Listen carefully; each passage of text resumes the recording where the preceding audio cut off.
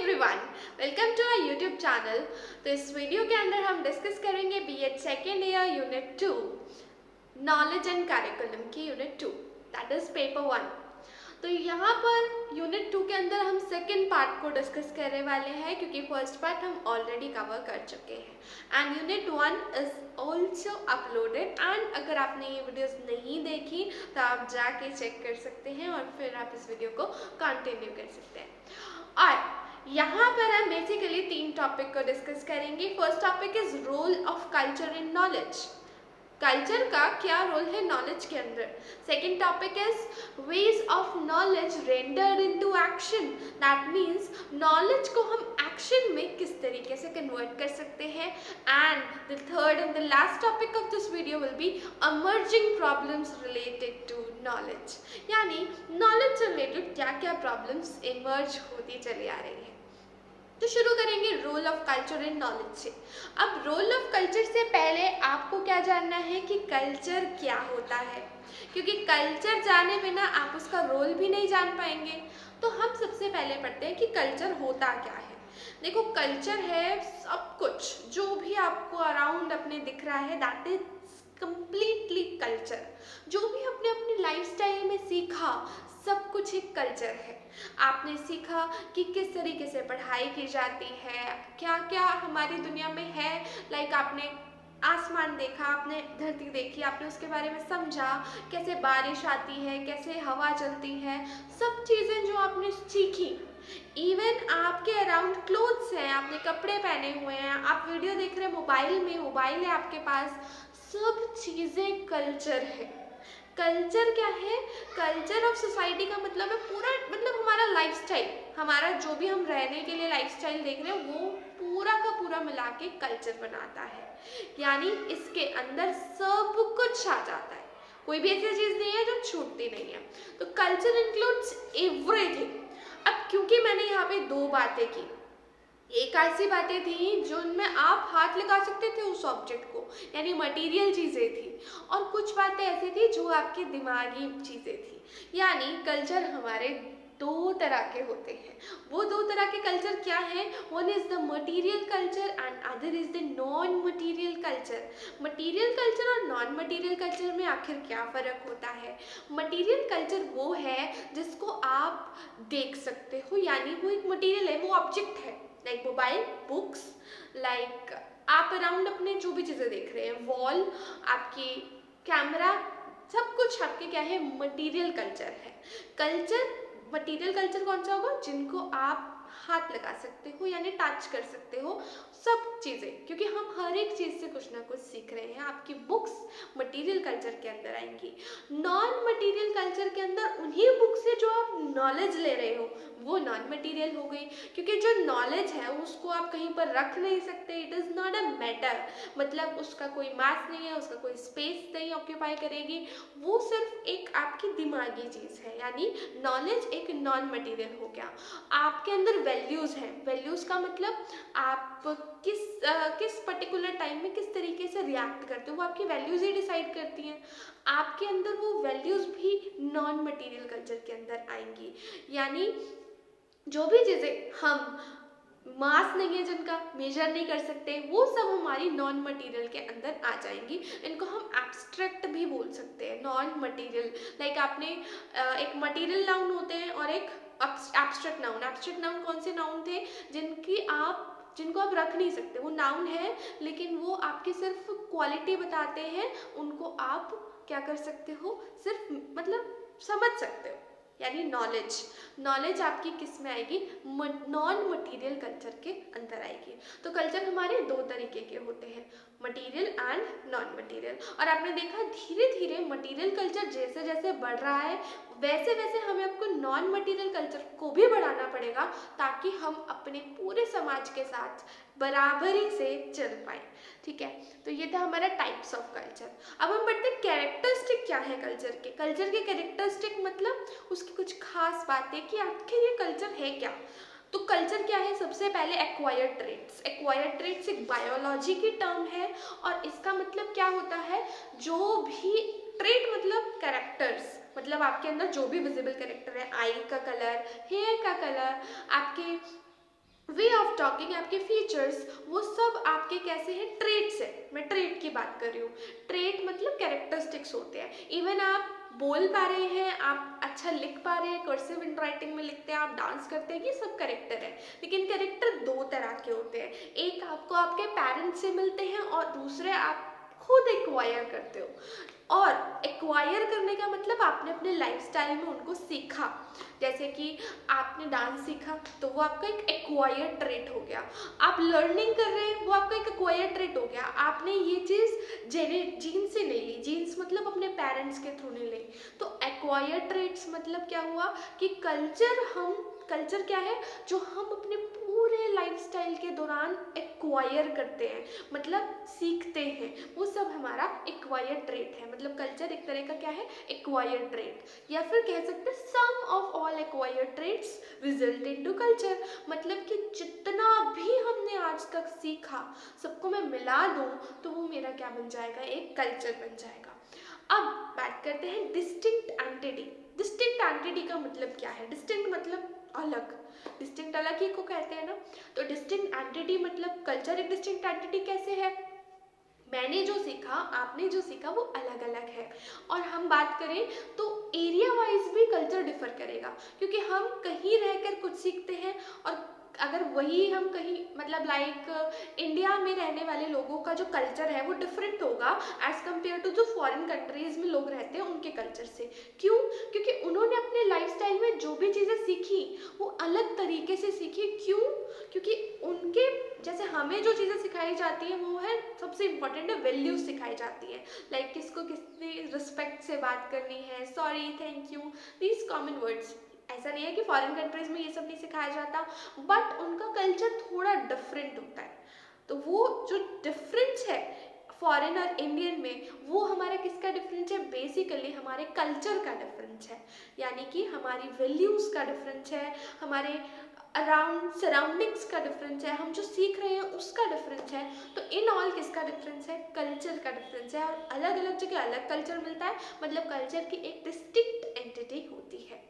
उसके बाद ट्रांसमिटिव quality, ट्रांसमिटिव transfer होना, मतलब आप अपनी फैमिली में रहते हैं, फैमिली से बहुत कुछ सीखते हैं और जो सीखते हैं वो कल्चर होता है। इसका मतलब आपकी फैमिली ने आपको कल्चर ट्रांसफ़र कर दिया, क्योंकि जो कल्चर वो लोग अपनाते आ रहे थे वो आपको ट्रांसफ़र कर रहे हैं। हाँ, थोड़े बहुत जनरेशन वाइज चेंजेस आते रहते हैं, लेकिन उन्होंने अपना कल्चर आपको ट्रांसफ़र कर दिया। क्यों? क्योंकि जो भी उन्होंने सीखा था वो आपको सिखाएंगे। तो this is the transfer of culture. इसी तरह से सोसाइटी है, सोसाइटी में भी हमें कुछ ना कुछ सीखने को मिलता रहता है, यानी सोसाइटी से भी हमारे अंदर कुछ वैल्यूज़ आती हैं, कुछ बातें पता चलती हैं, वो हमारा क्या हो रहा है, ट्रांसफ़र हो रहा है कल्चर का सोसाइटी से हमारे अंदर। उसके बाद यूटिलिटी, यूटिलिटी सबसे इम्पॉर्टेंट पॉइंट किस तरीके से बनता है। यूटिलिटी मतलब कल्चर का कुछ ना कुछ इम्पोर्टेंस जरूर रहता है हमारी लाइफ के अंदर। अब हम जो कुछ भी सीखते हैं हमारे लिए चाहे वेस्ट हो, लेकिन आने वाले टाइम में कहीं ना कहीं वो हमें ज़रूर, मतलब हमारे लिए क्या कहें, वैल्यू देगा हमें। क्यों वैल्यू देगा? अब लाइक आपने बचपन में कोई चीज़ पढ़ी, अब आप जाके उसको पढ़ाने वाले हो ना किसी को, तो आप याद करोगे हाँ वो मैंने सीखी थी और मैं इसे तभी करा पाई, तो दैट मीन्स आपको एक वैल्यू मिल गई। या फिर आपने किसी चीज़ की डिस्कवरी करी, वो डिस्कवरी किस बेसिस पर करी? जो आपने सीखा था उसके बेसिस पर। तो यहाँ लिए जो भी कल्चर हम एक्वायर कर रहे हैं वो हमें कहीं ना कहीं यूज़ आएगा, उसकी यूटिलिटी होगी। और जब उसका यूज़ आना अगर बंद हो जाए तो धीरे धीरे वो कल्चर डिस्टिंक्ट होता जाता है। आपने देखा, अब मॉडर्न कल्चर की मैं बात करूँ, मॉडर्न इंडियन कल्चर, पुराने कल्चर और आज के कल्चर में डिफरेंस है। क्यों डिफरेंस है? डिफरेंस है क्योंकि पहले के टाइम के लोग की थिंकिंग अलग होती थी। हमने थिंकिंग को भी कल्चर में काउंट किया था। क्यों काउंट किया था? क्योंकि वो नॉन मटेरियल कल्चर के अंदर आता था, है ना। तो थिंकिंग लोगों की अलग थी। अब थिंकिंग धीरे धीरे बदलती जा रही है, धीरे धीरे वेरिएशन आते हैं और वो वेरिएशन इतने बढ़ जाते हैं कि वो एक अलग कल्चर बन गया। अब हमारा जो मॉडर्न कल्चर है वो पुराने वाले कल्चर से डिफरेंस है।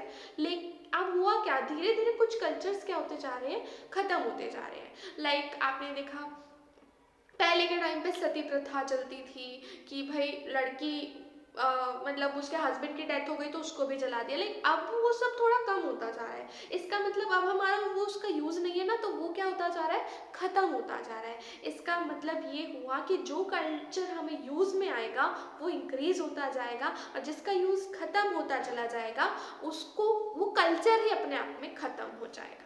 ठीक है। इंटीग्रिटी क्वालिटी, इंटीग्रिटी मतलब जहाँ हम बहुत सी अलग अलग चीज़ों को इकट्ठा कर देते हैं, तो इंटीग्रिटी तो है ही इसमें, क्योंकि कल्चर में हम यही करते हैं, हम अलग अलग विचारों को इकट्ठा कर देते हैं, वो हमारा कल्चर बन जाता है। फिर बात करें डायनामिज्म की, मतलब कल्चर स्टेटिक नहीं है। आज आपने सीखा, कल्चर आ गया आपके अंदर, खत्म नहीं।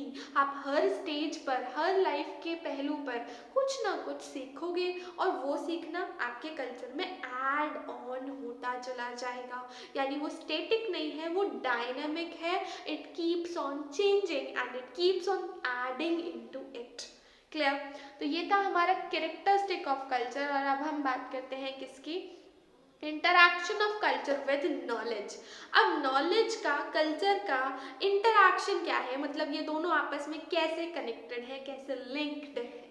तो उसके लिए अब देखो, मैं और आप लिंक्ड है। लिंक्ड होने का मतलब क्या है, इंटरलिंक्ड होती है। इंटरलिंक्ड क्या चीज़ है, मैं आप पे डिपेंड कर रही हूँ, आप मुझ पे डिपेंड कर रहे हो। हालांकि हमेशा के लिए नहीं, पर कुछ पल के लिए, जब तक आप इस वीडियो को देख रहे हैं तब तक आप मुझ पे डिपेंड कर रहे हैं, बिकॉज आप मेरी नॉलेज को ले रहे हैं।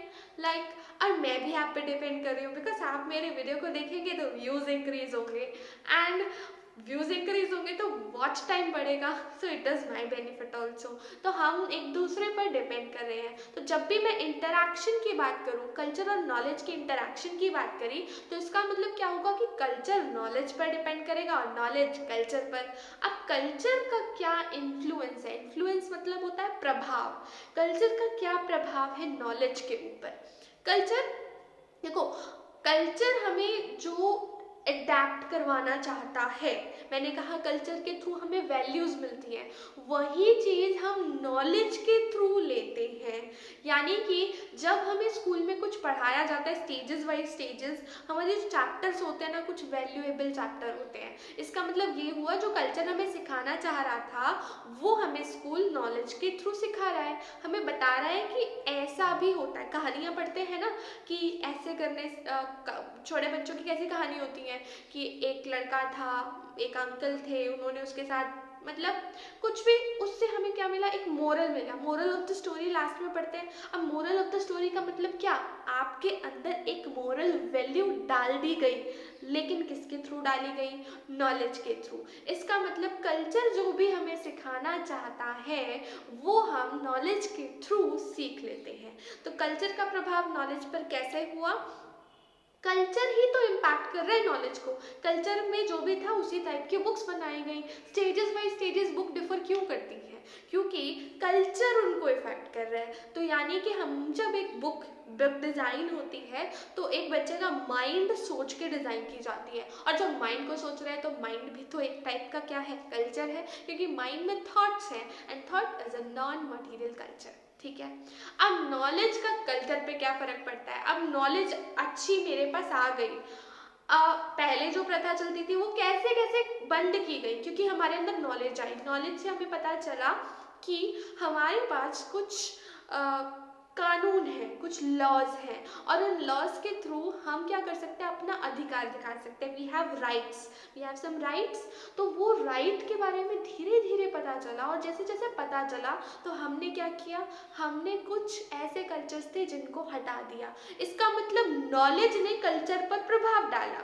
जैसे जैसे नॉलेज बढ़ती गई हम कल्चर को इम्प्रूव करते गए, हमारी खुद की पर्सनालिटी डेवलप हुई। तो पर्सनालिटी डेवलपमेंट किससे हुई, नॉलेज से। तो पर्सनालिटी डेवलपमेंट हुई तो एट द एंड किस पर फर्क पड़ा, कल्चर पर। तो इसका मतलब नॉलेज और कल्चर दोनों के दोनों एक दूसरे पर डिपेंड करते हैं। क्लियर? अब हम बात करते हैं किसकी, वेज ऑफ, ये हमारा पूरा था कि किस तरह कल्चर और नॉलेज कनेक्टेड है, कल्चर का इंपॉर्टेंट क्या रोल है नॉलेज के लिए। ठीक है। अब हम नेक्स्ट टॉपिक को डिस्कस करेंगे, veg of knowledge rendered into action. आपको नॉलेज पता है क्या होता है, नॉलेज नहीं पता तो मैंने एक वीडियो डाली हुई है, आप जाके देख सकते हो। नॉलेज किस तरह से एक्शन में कन्वर्ट करी जा सकती है। अब आपकी नज़र में भी, आपके सराउंडिंग में भी, या फिर हो सकता है आप ही ऐसे हो कि नॉलेज तो आपके अंदर बहुत है लेकिन आप उसको एक्सप्रेस नहीं कर पाते। मतलब आपको पता है कोई चीज़ क्या है। स्कूल में भी बहुत बार ऐसा होता है, टीचर क्वेश्चन पूछती है लेकिन हमें आंसर भी आता होता है, लेकिन हम किसी भी रीज़न की वजह से, आलतू फालतू का रीज़न, उसकी वजह से हम खड़े होकर उसका जवाब नहीं देते। इसका मतलब क्या हुआ, हमारे अंदर नॉलेज है बट वो एक्शन में कन्वर्ट नहीं हो पा रही। यानी कि कुछ तो है ऐसा जो हमें रोक रहा है बोलने से। इसका मतलब हमें तरीके पता होने चाहिए कि नॉलेज एक्शन में रेंडर किस तरीके से की जा सकती है। देखो, पहले मैं ये बात करूंगी कि नॉलेज एक्शन में रेंडर क्यों नहीं होती।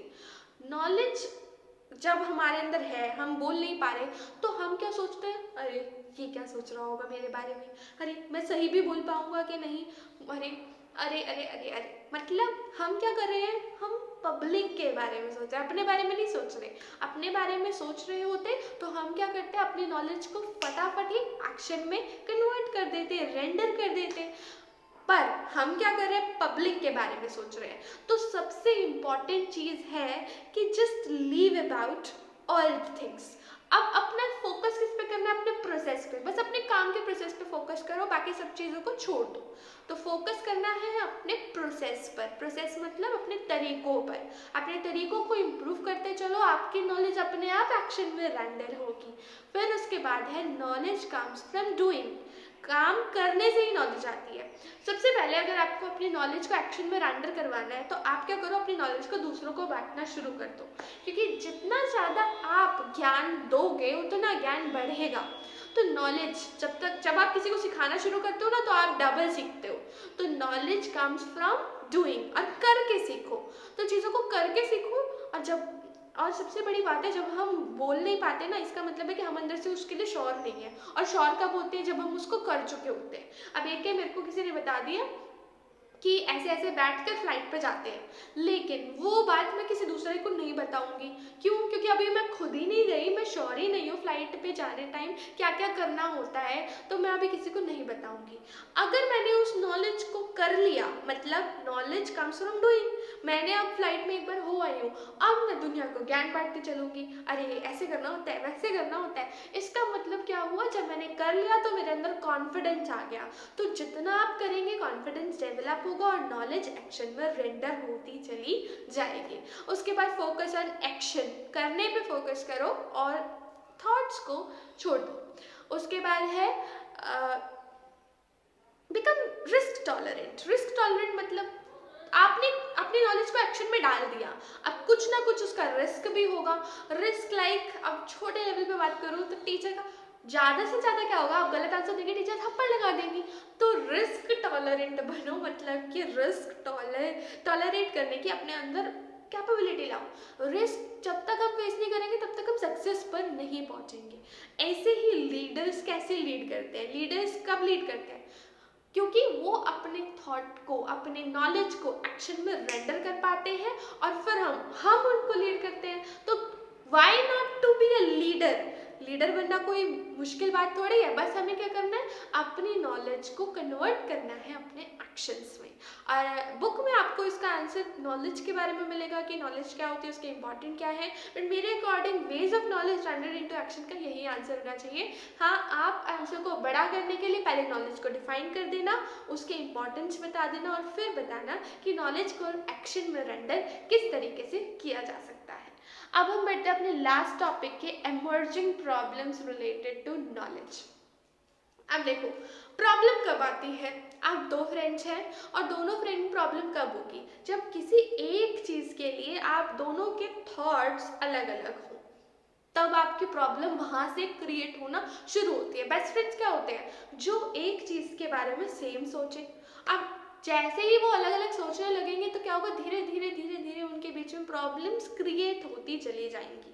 तो अगर मैं बात करूँ emerging problems related to knowledge, तो वही सेम प्रॉब्लम नॉलेज के अंदर है। अब नॉलेज के बारे में अलग अलग लोग अलग अलग चीज़ें कह के चले जाते हैं, यही तो सबसे बड़ी प्रॉब्लम है नॉलेज की। कई लोग कहते हैं कि knowledge originates from language, language से नॉलेज आती है। ठीक है भाई, हमने मान लिया। फिर दूसरा आके कह देता है कि वेदों पुराणों से ज्ञान प्राप्त होता है। अब हम किसकी बात को सही माने और किसकी बात को गलत, यहाँ से हमारी जो प्रॉब्लम्स है वो स्टार्ट होती हैं। आपने धर्म में भी लड़ाइयाँ देखी हैं, वो क्यों है? क्योंकि वो नॉलेज को अलग अलग बताते हैं। बात तो दोनों लोग ज्ञान की ही करते हैं, लेकिन अलग अलग दृष्टि से देखते हैं, अलग अलग बातें करते हैं, जिस वजह से क्या होती है, प्रॉब्लम्स क्रिएट होती है। So what are the emerging problems? Emerging problems यही है कि हम लोग नॉलेज को अलग अलग तरीकों से देखते हैं। कोई कहता है कि नॉलेज लैंग्वेज से आई है, कोई कहता है वेदों और पुराणों से नॉलेज मिलती है।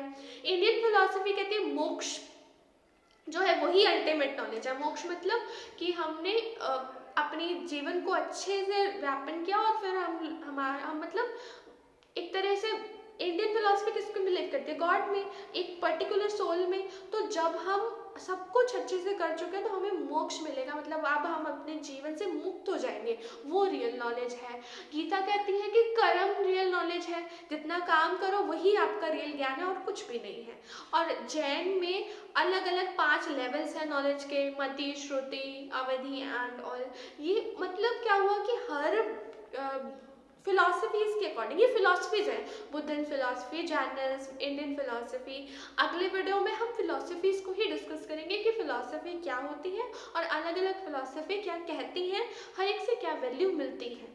तो अगर मुझे इन प्रॉब्लम्स को हटाना है तो मुझे एक निचोड़ देखना होगा कि नॉलेज क्या है। यानी एमर्जिंग प्रॉब्लम्स तो हमें समझ आ गया कि अलग अलग लोग अलग अलग विचार देते हैं। अगर मैं कंबाइन करूं तो हमें नॉलेज से वैल्यू चाहिए, हमें अपने एक्शंस को प्रधानता देनी चाहिए, यानी हम अपने काम को प्रायोरिटी देनी चाहिए। तो वो हमारी नॉलेज का एक पार्ट है, एक हिस्सा है। फिर हमें स्पिरिचुअल भी होना है, यानी थोड़ा गॉड में भी बिलीव करना है, अपने थॉट्स पे भी ध्यान देना है। स्पिरिचुअल होने का सिर्फ यही मतलब नहीं होता कि हाँ गॉड में बिलीव करो, इसका ये मतलब भी होता है कि हम अपने थॉट्स पर ध्यान दें। क्योंकि जब हम मेडिटेट करते हैं तो हम क्या करते हैं, हम थॉट्स को अपने रेंडर कर रहे हैं, मतलब एक तरह से हम उनको क्या कर रहे हैं, रिफाइन कर रहे हैं। तो यहाँ पर अगर हम सब चीज़ों को मिला दें तो वो हमारा बेस्ट आंसर होगा कि नॉलेज क्या है, उससे इम्पोर्टेंस क्या मिलती है। So that's all. ये आपके 3 टॉपिक्स इजीली कवर हो गए। बीएड के एग्जाम में थ्योरी को अपने आप आपने लिखना है, सिर्फ कॉन्सेप्ट समझो, उसके बाद राम कहानी लिखनी आपको आती ही है। सो अगर वीडियो पसंद आई हो तो चैनल को सब्सक्राइब करना मत भूलिएगा and do press the bell icon to get instant notification of all our videos. Thank you.